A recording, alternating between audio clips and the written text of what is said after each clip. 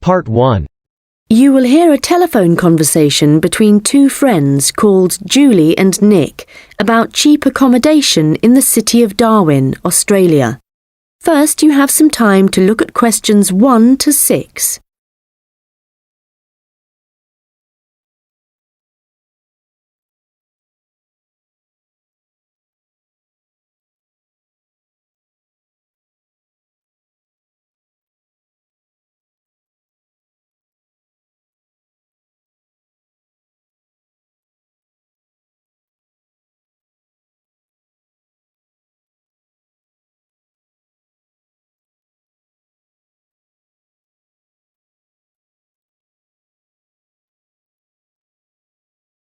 Hi Nick, it's Julie. Have you managed to find any information about accommodation in Darwin?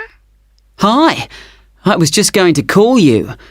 I found some on the internet. There are quite a few hostels for backpackers there. The first possibility I found was a hostel called Top End Backpackers. Okay. It's pretty cheap. You can get a bed in a dormitory for $19 per person. Private rooms cost a bit more, but we'll be okay in dormitories, won't we? Sure. So, that hostel has parking, though that doesn't really matter to us, as we'll be using public transport. Yeah. Are there any reviews on the website from people who have been there? Well, yes. They aren't all that good, though. Some people said they didn't like the staff. They had an unfriendly attitude. That's quite unusual in a hostel. Usually all the staff are really welcoming. That's what I thought. People said they liked the pool and the fact that the rooms had air conditioning. But the problem with that was that it was very noisy, so they were kept awake. But it was too hot if they turned it off, so they had to put up with it. Someone told me there's another hostel called Gumtree something. Gumtree Lodge. It costs a bit more, $45 a person. What? Oh, no, that's for private rooms. It's $23.50 for the dorms. That's more like it. It looks to be in quite a good location. A bit out of town and quiet, but with good transport and quite near a beach. Has it got a pool? Yes, and its own gardens. The reviews for that one are mostly okay, except for one person who said they couldn't sleep because there were insects flying around in the dormitories. Not for me then. And I'd rather be somewhere central, really. Right. There's a place called Kangaroo Lodge. They've got dorms at $22, and it's downtown, near all the restaurants and clubs and everything. So that should suit you. And it doesn't close at night. So there's always someone on reception? That sounds good. The only criticism I saw was that the rooms were a bit messy and untidy because people just left their clothes and stuff all over the beds and the floor. Don't hostels usually have lockers in the bedrooms where you can leave your stuff? Yeah, they do usually, but apparently they don't here. Still, hostels are never particularly tidy places, so that doesn't bother me. And the same person said that the standard of cleanliness was pretty good, and especially the bathrooms. They were excellent as far as that went. Right. Yeah, I reckon Kangaroo Lodge sounds the best. Me too. Quite a lot of people reviewing it said it was really fun there. Like every night everyone staying there got together and ended up having a party. So it sounds like it's got a really good atmosphere. Okay, let's go for that one. Before you hear the rest of the conversation, you will have some time to look at the questions 7 to 10.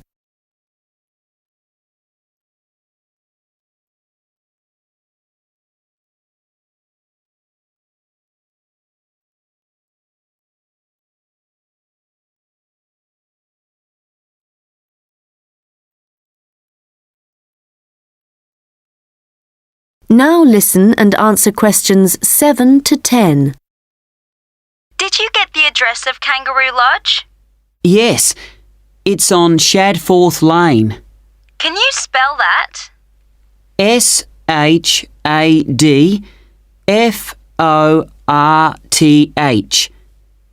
It's near the transit centre, where the intercity buses and the airport buses drop you off.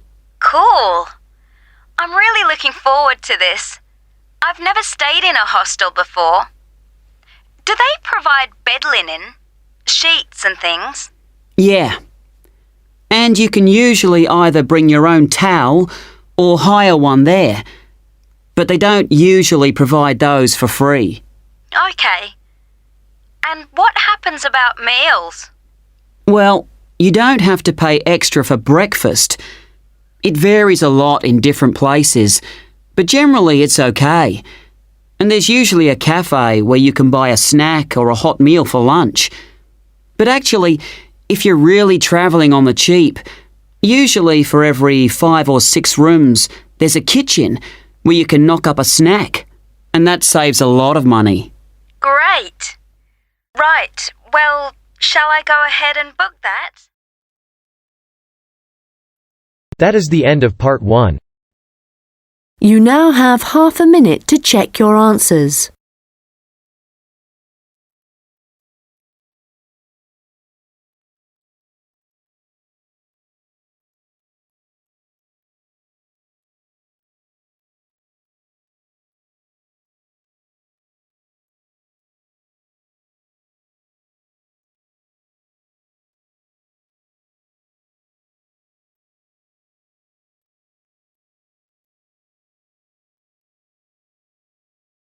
Now turn to part 2. You will hear a guide at an outdoor sculpture park talking to a group of visitors. First, you have some time to look at questions 11 to 16.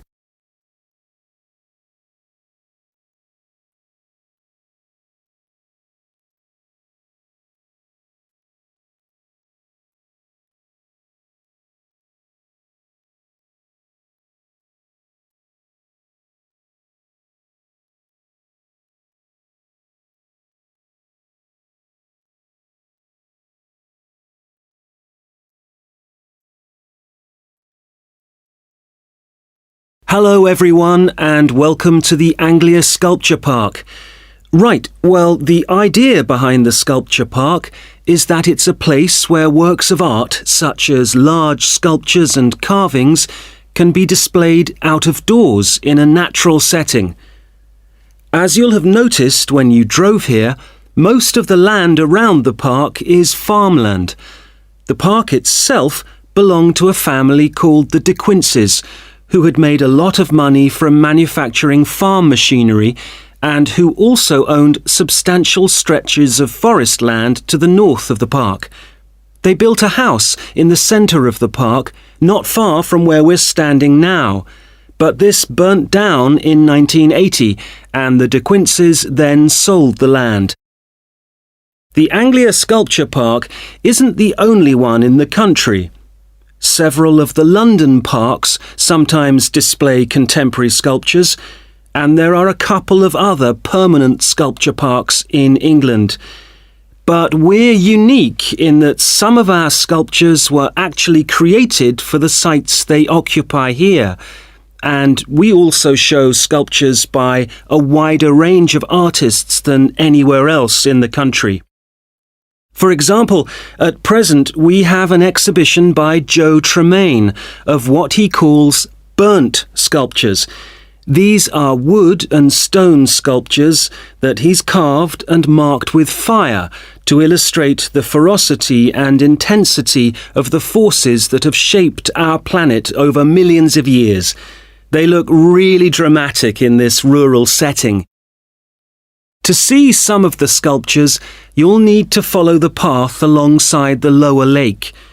We had to renovate this after the lake overflowed its banks a couple of months ago and flooded the area. The water level's back to normal now, and you shouldn't have any trouble. The path's very level underfoot. You should be back at the visitor centre at about 4 o'clock. If you have time, it's worth taking a look at the centre itself. It's not possible to go upstairs at present, as builders are working there adding another floor, but the rest's well worth seeing. The architect was Guy King. He was actually born in this part of England, but he recently designed a museum in Canada that won a prize for innovation in public buildings. If you want to get something to eat when you get back, like a snack or a sandwich, the terrace room is currently closed, but you can go to the kiosk and buy something, then sit on one of the chairs overlooking the lower lake and enjoy the view as you're eating. Before you hear the rest of the conversation, you will have some time to look at the questions 17 to 20.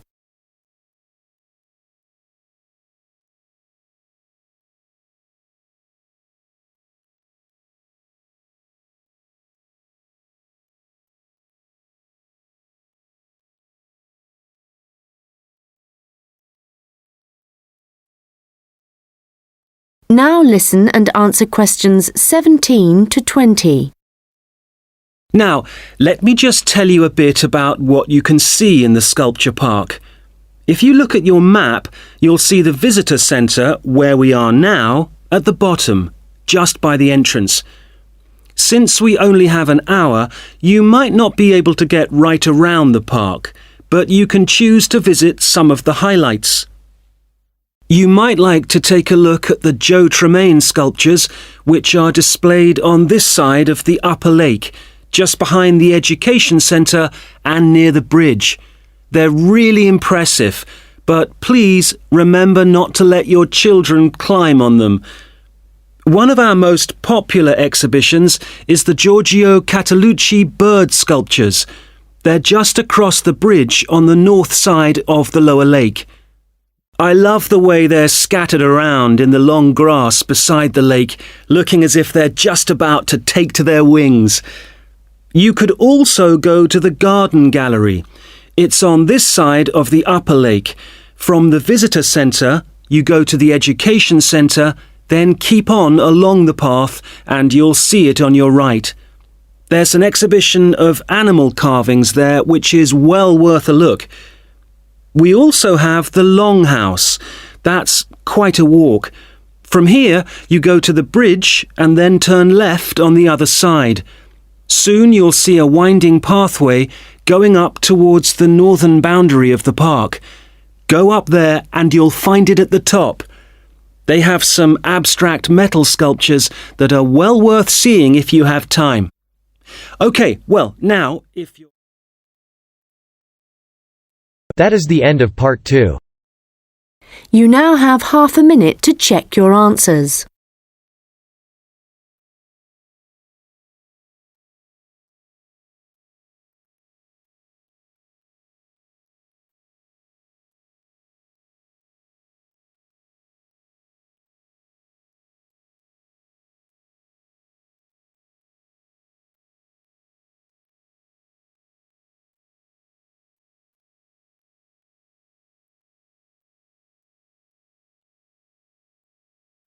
Now turn to part 3. You will hear a first-year marketing student called Leo talking to a second-year student called Anna about his marketing report. First, you have some time to look at questions 21 to 26.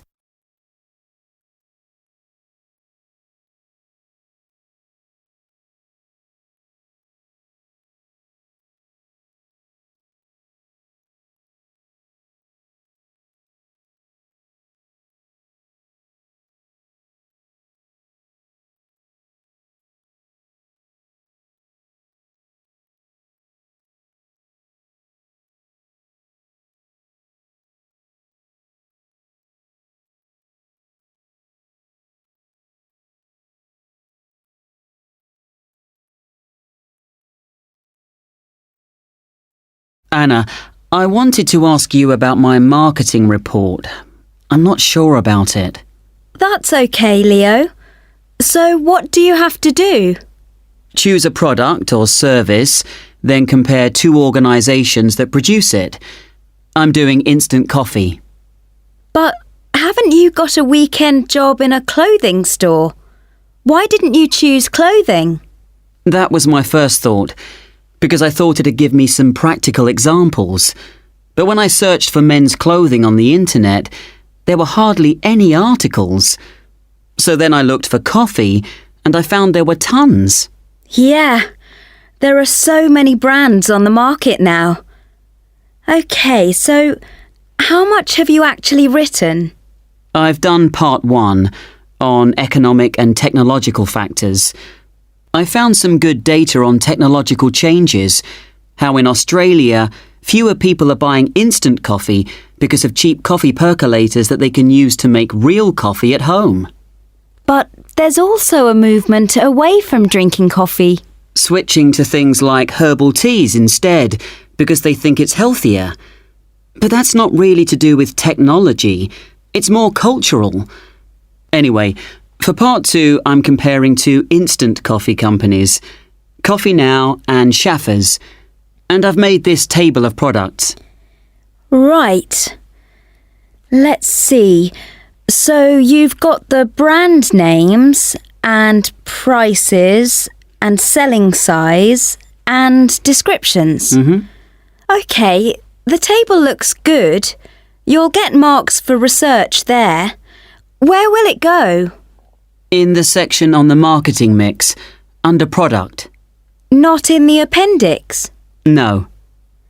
OK, but it's too factual on its own. You need to add some comment in that section about the implications of the figures. Right, I'll do that.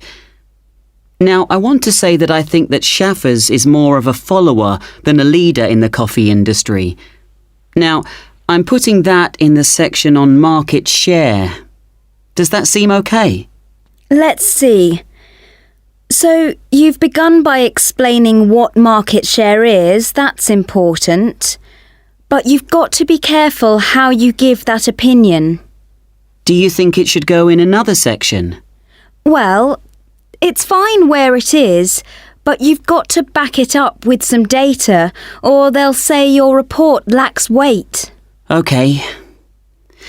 One thing I'm worried about is finding anything original to say. Well, since this is your first marketing report, you're not expected to go out and do interviews and things to collect your own data. You're just using published data. So the analysis you do might not throw up anything that people didn't know before. But the focus is more on how you handle the data. I mean, you might take something like a graph of sales directly from a website, but what makes your work original is the perspective you provide by your interpretation of it. Oh. You know, it's all so different from business studies assignments at school. It's really surprised me. What? How much research you have to do? I expected that. It's more, I knew exactly what I had to do to get a good grade at school. And I knew I'd be expected to go more deeply into things here. But I haven't got information on how the lecturer is going to grade my work, what he's looking for.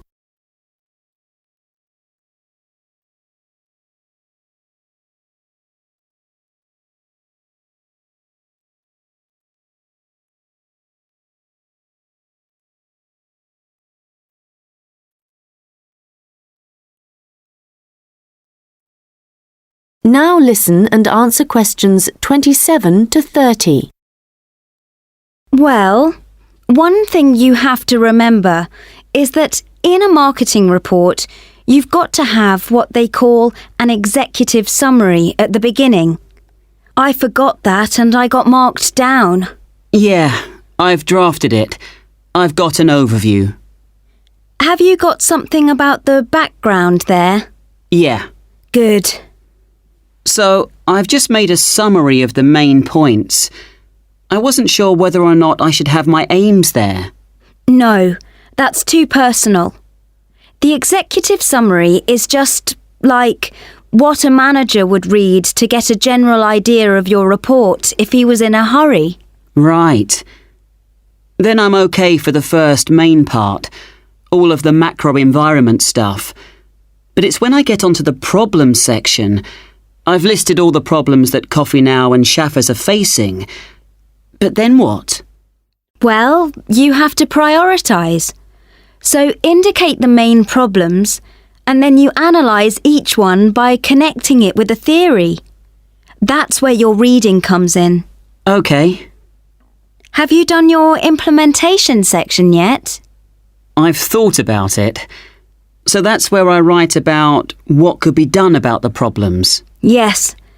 And it's got to be practical, so don't forget to specify things like who would be involved, and the cost, and the order that things would be done in. Right. Well, that shouldn't take long. You'd be surprised. Actually, that's the bit that tends to get badly done because people run out of time. That and the conclusion. Oh, any hints for that? Well, it's got to draw out the main points from your report. So it's got to be quite general. You need to avoid introducing new stuff here. It's got to sum up what you've said earlier. OK. Thanks, Anna. That's been a big help. That is the end of part 3. You now have half a minute to check your answers.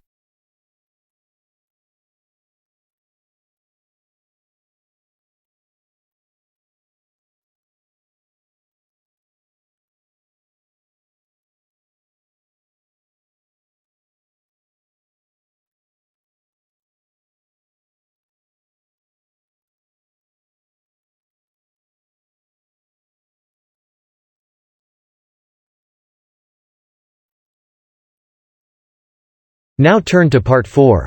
Recording 66. You will hear part of a lecture about the history of fireworks in Europe. First, you have some time to look at questions 31 to 40.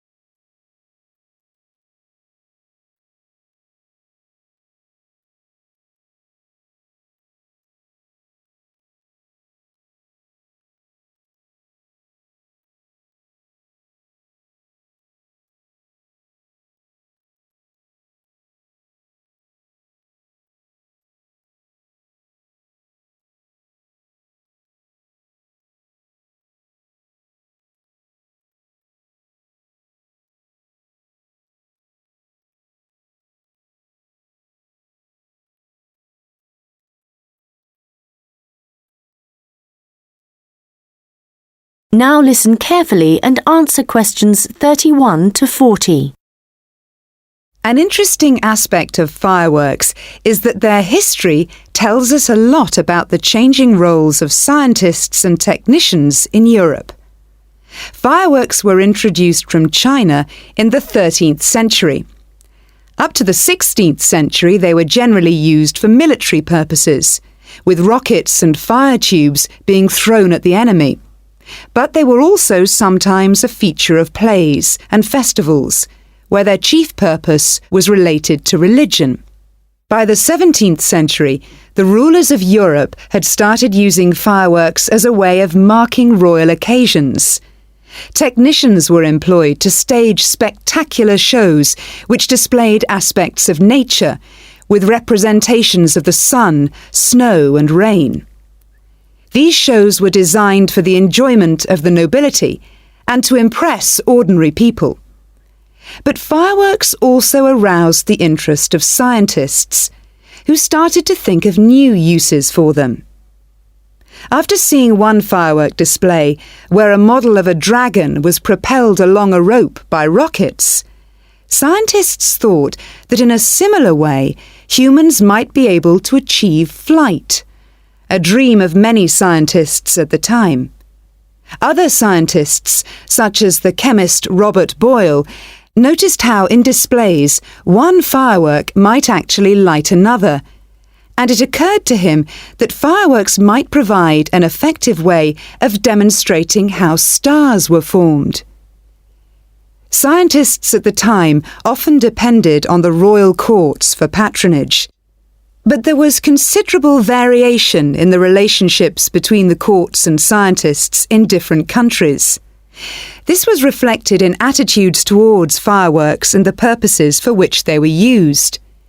In London, in the middle of the 17th century, there was general distrust of fireworks among scientists.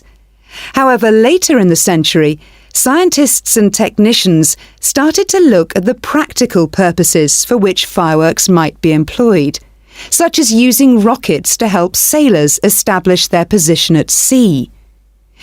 It was a different story in Russia, where the St. Petersburg Academy of Science played a key role in creating fireworks displays for the court. Here, those in power regarded fireworks as being an important element in the education of the masses, and the displays often included a scientific message.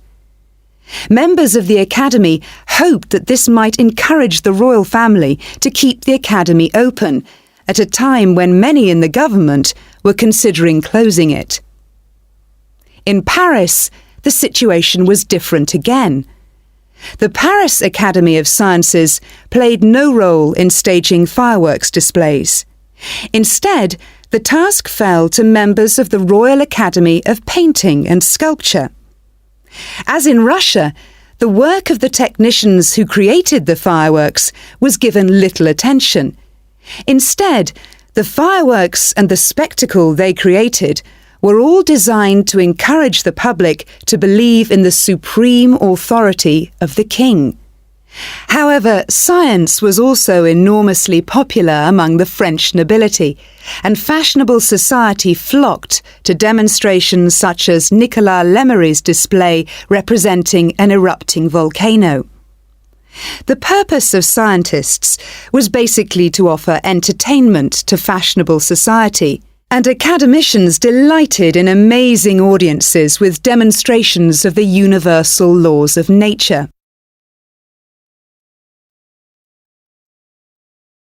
In the course of the 18th century, the circulation of skills and technical exchange led to further developments. Fireworks specialists from Italy began to travel around Europe, staging displays for many of the European courts. The architect and stage designer Giovanni Servandoni composed grand displays in Paris, featuring colourfully painted temples and triumphal arches. A fireworks display staged by Servandoni would be structured in the same way as an opera, and was even divided into separate acts.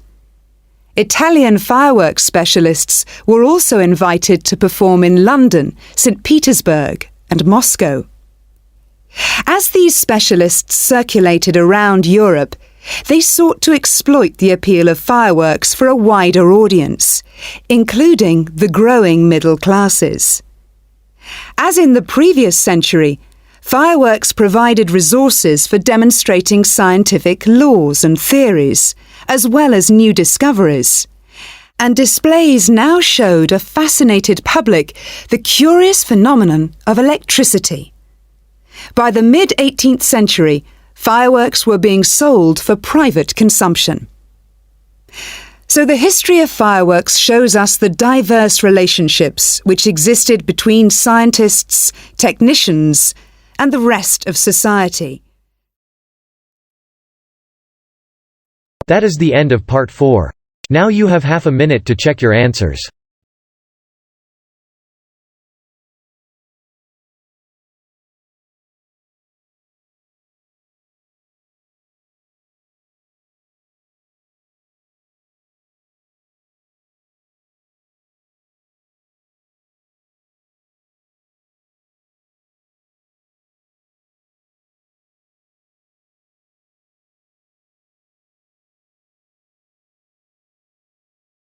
That is the end of listening test. Now you have 10 minutes to transfer your answers on the answer sheet.